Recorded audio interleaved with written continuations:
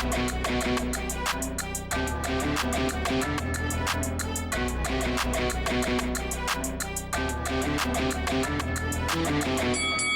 guys, welcome to Boxing Squared for boxing news and views from around the internet. Thomas Carty, the Dillian Whyte managed prospect, has put on the best performance of his career on the Taylor Cameron undercard, stopping Jay McFarlane inside 3 rounds to take the Celtic title. And this was a good performance from Carty, who's just looked, until this point, against relatively limited opposition, just okay.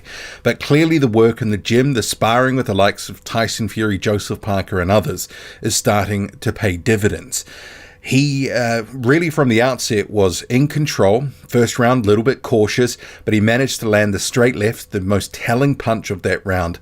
And from round 2, it was basically all his way, and it was all downhill from there. Dropping Jay McFarlane with a 1-2, that left hand flooring McFarlane, sending him to the canvas. Round 3, it was basically the same again, on repeat for the second knockdown. The follow-up ended up in a left hand, and then moments later a right hook, flooring McFarlane, and he got up, but the referee had seen enough and waved it off. So in terms of the action, Thomas Carty did what he was meant to do. He certainly did a better job than other prospects at about the same stage, Guido Vianello, for example. He relatively laboured against McFarlane in a fight in Italy not so long ago. But Thomas Carty was able to manage the range well. Jay McFarlane was guilty of, falling in, placing his chin, just where Carty needed it to be. And obviously he paid the price for that. Down 3 times in this fight, Thomas Carty advancing to 6-0, and as I mentioned, picking up the Celtic title. And after the fight, Carty said that this was a punch-perfect performance. He said that 3 times, in fact. I wouldn't go that far, but it certainly was the best performance of his career, and he looked much better than previous fights.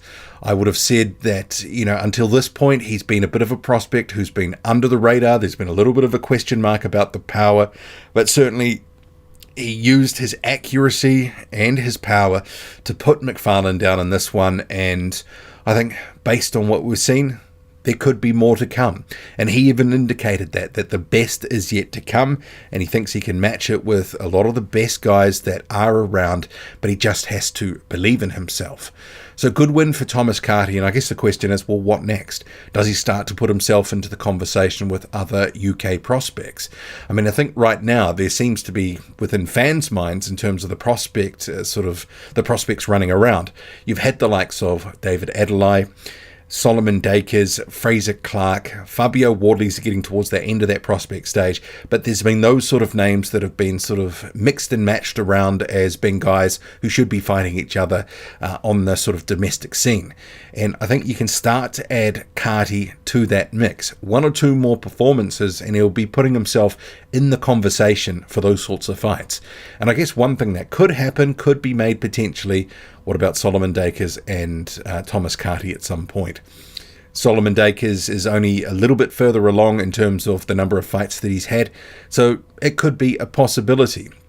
But performances like these, and stoppages in particular, give guys a bit of a momentum, give them a bit of credit with fans, and we can see that, okay, this guy can stop guys who, some guys have not stopped before.